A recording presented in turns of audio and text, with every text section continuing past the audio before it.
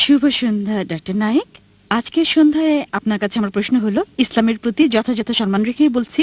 আপনি বললেন যে মূর্তি পূজা করা ইসলামের সবচেয়ে বড় পাপ এবং আল্লাহ মূর্তি পূজাকে এ কারণে ক্ষমা করবেন না।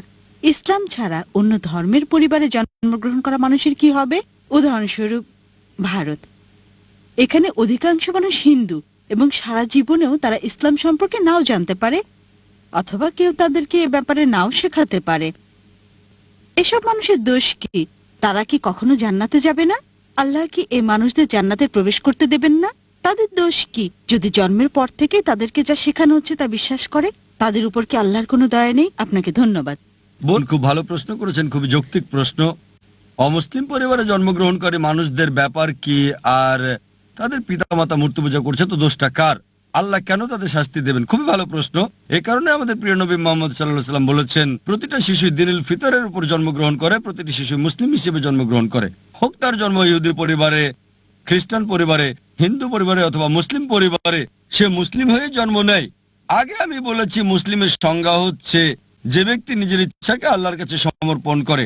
তাই প্রত্যেকটা শিশু জন্মের সময় তার ইচ্ছাকে আল্লাহর কাছে সমর্পণ করে, পরে প্রভাবিত হয় বয়োজ্যেষ্ঠদের দ্বারা, পিতামাতার দ্বারা, শিক্ষকদের দ্বারা, তারপর মূর্তি পূজা শুরু করে, অগ্নি পূজা শুরু করে, ভ্রান্ত পথে চলে যায়। এ কারণে যখনই কোনো অমুসলিম ইসলাম গ্রহণ করে, তখন তার জন্য সঠিক শব্দটা হচ্ছে রিভার্ট, কনভার্ট না। কনভার্ট মানে এক ধর্মবিশ্বাস থেকে অন্য ধর্মবিশ্বাসে যাওয়া। রিভার্ট মানে কেউ সঠিক পথে ছিল, ভ্রান্ত পথে গিয়েছিল, আবার সঠিক পথে ফিরে এসেছে। তাই যথার্থ শব্দটা হচ্ছে রিভার্ট। আপনার প্রশ্নের দিকে আসি, যদি কোনো শিশু অমুসলিম পরিবারে জন্ম নেয়, আল্লাহ কিভাবে তাকে শাস্তি দিতে পারেন? এই কারণে কোনো শিশু অমুসলিম পরিবারে জন্ম নিয়ে বালেগ হওয়ার আগে যদি সে মারা যায়, সে জান্নাতে যাবে ইনশাল্লাহ। কেন? কারণ প্রত্যেক শিশুই তার ইচ্ছাকে আল্লাহর কাছে সমর্পণ করে। সে মুসলিম, তার হিন্দু অথবা খ্রিস্টান যে কোনো নাম হতে পারে, জন, রাম, এতে কোনো সমস্যা নেই। কিন্তু যদি শিশু বলে গণ্য হয় আর যদি সে অবস্থায় মারা যায়, তাহলে জান্নাতে যাবে, মুসলিম বা অমুসলিম যে পরিবারেই সে জন্মগ্রহণ করুক না কেন। পরবর্তীতে যখন সে বড় হয়ে ওঠে এবং বালেগ হয়, তখন সে দায়ী হয় তার নিজের কাজের জন্য।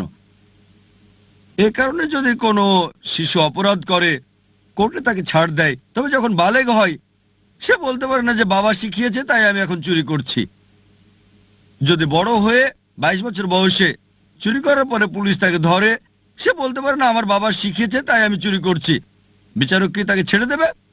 যদি 5 বছর বয়স হয়, বিচারক বলতে পারেন ঠিক আছে, সে শিশু, তার জ্ঞান বুদ্ধি হয়নি। কিন্তু যখন প্রাপ্তবয়স্ক হয়, তখন যদি বিচারককে সে বলে আমি চুরি করছি কারণ আমার বাবা শিখিয়েছে, তাকে ক্ষমা করা হবে না। প্রত্যেক ব্যক্তি তার কর্মের জন্য দায়ী। যখন কেউ প্রাপ্তবয়স্ক হয়, তখন তার দায়িত্ব হচ্ছে সত্য অন্বেষণ করা। আমাদের মুসলিমদের দায়িত্ব অমুসলিমের কাছে বাণী পৌঁছানো। ওই লোকটা বাণী গ্রহণ করুক বা না করুক, মানুষকে মুক্ত করে দেওয়া হলে যেটা হয়, দুটো সম্প্রদায় আছে যারা 1950 সালের আগে আধুনিক সভ্যতার কোনো ছোঁয়া পায়নি। একটা হলো কাপাউকি সম্প্রদায়, অন্যটা অ্যাস্টোরিয়ান অ্যাবরিজিনস। এই সম্প্রদায়গুলো 1950 সালের আগে আধুনিক সভ্যতার ছোঁয়া একেবারেই পায়নি।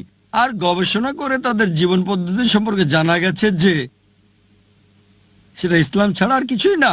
কিন্তু তারা নিজেদের মুসলিম বলে না। এক স্রষ্টা বিশ্বাস করে স্রষ্টার কোনো প্রতিমা নেই, কোনো প্রতিমূর্তি নেই। স্রষ্টার উপাসনা করার সময় তারা মাটিতে সেজদা দেয়। সবই ছিল ইসলামের মতো, শুধু নাম ছাড়া। তাই কোনো শিশুকে প্রভাবিত করা না হলে সে আল্লাহর কাছে নিজের ইচ্ছাকে সমর্পণ করে এবং সঠিক পথেই থাকে। প্রাপ্তবয়স্ক হওয়ার পরে আমাদের মুসলিমদের দায়িত্ব হচ্ছে ইসলামের বাণী অমুসলিমদের কাছে পৌঁছানো। যদি আমরা না পৌঁছাই, আল্লাহ আমাদের হিসাব নেবেন, তিনি আমাদের হিসাব নেবেন। কিন্তু আমরা আমাদের কাজ করি বা না করি, আমরা দায়ী হব। কিন্তু কোরআনে আল্লাহ বলেন, সূরা ফুসিলাত অধ্যায় নম্বর 41 আয়াত নম্বর 53, সানুরিহিম আয়াতিনা ফিল আফাকি ওয়া ফি আনফুসিহিম হাত্তা ইয়াতাবায়্যানা আন্নাহুল হক। আমি তোমাদেরকে আমার নিদর্শনাবলী দেখাবো দূর দিগন্তে আর তাদের নিজেদের মধ্যেও, যতক্ষণ না তাদের কাছে স্পষ্ট হয় এটাই সত্য। আল্লাহ নিজেই দায়িত্ব নিয়েছেন যে তিনি নিজেই প্রত্যেক মানুষের কাছে সরাসরি বাণী পৌঁছে দেবেন। যদি কোনো মুসলিম তার কাজ নাও করে, সে ভালো বা মন্দ যায় উদাহরণ দেখ, আল্লাহ প্রত্যেকটা মানুষের অন্তরে উদয় করবেন, হোক মুসলিম বা অমুসলিম। সত্য সম্পর্কে, এক স্রষ্টা সম্পর্কে। তাই একবার বাণী পৌঁছার পর ওই মানুষটা মানতেও পারে, নাও মানতে পারে। এটা ভেবেও মানতে পারে যে আমি যদি ইসলাম গ্রহণ করি আমার পছন্দনীয় বিষয়গুলো বর্জন করতে হবে, অ্যালকোহল বাদ দিতে হবে, ডেটিং ডান্সিং বাদ দিতে হবে এবং অন্যান্য বিষয় যেগুলো হারাম, ওই বাণী গ্রহণ নাও করতে পারে, তখন সে দায়ী হবে। একইভাবে বাবা যদি ভুল কিছু শেখায়, চুরি করা, এটা বোঝা আপনার দায়িত্ব যে চুরি করা হারাম, এটা পাপ, এটা ভুল কাজ। সে বিচারকের কাছে গিয়ে বলতে পারে না যে আমার বাবা শিখিয়েছে তাই আমি চুরি করি। একইভাবে আল্লাহ তার বাণী সরাসরি পৌঁছাচ্ছেন প্রত্যেকটা মানুষের অন্তরে, হক সম্পর্কে, স্রষ্টার একত্ব সম্পর্কে, যে মূর্তি পূজা নিষিদ্ধ।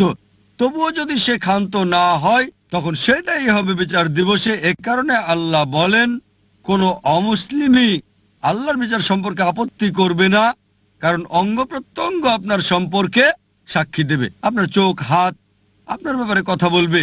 তাই বিচার দিবসে এমনকি যদিও ওই মানুষকে জাহান্নামে দেওয়া হয় তবুও তারা আল্লাহ সুবহানাহু ওয়া তাআলার বিচার সম্পর্কে আপত্তি করবে না। তারা বলবে দয়া করে আমাদের আরেকটা সুযোগ দিন। আল্লাহ বলবেন আর সময় নেই, দুনিয়াতে তোমাদের অনেক সুযোগ দেওয়া হয়েছিল আর এখানে একবারই বাঁচবে। তাই বিচার দিবসে কোনো মানুষই, কোনো অমুসলিমই যদি তাকে জাহান্নামে দেওয়া হয় তবুও সে আল্লাহর বিচার সম্পর্কে আপত্তি করবে না। সে শুধুই বলবে দয়া করে ক্ষমা করেন, কিন্তু সেটা হবে না। এই পৃথিবীতে যা আছে, আল্লাহ বলেন সূরা মুলক অধ্যায় নম্বর 67 আয়াত নম্বর 2, এই পৃথিবী আখিরাতের জন্য পরীক্ষা। আশা করি উত্তরটা পেয়েছেন।